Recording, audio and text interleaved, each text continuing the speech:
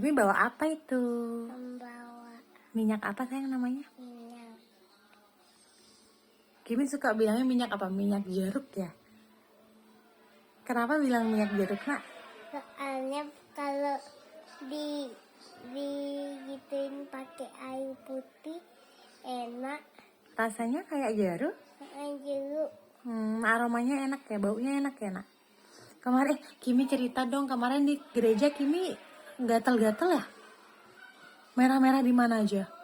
Di sini sama di sini. Terus? Juga di sini Terus di punggung? sama di punggung. Terus bunda olesin di gereja ya? Sampai kena ininya sekarang. Oh gitu. Terus bunda olesin pakai minyak araceli.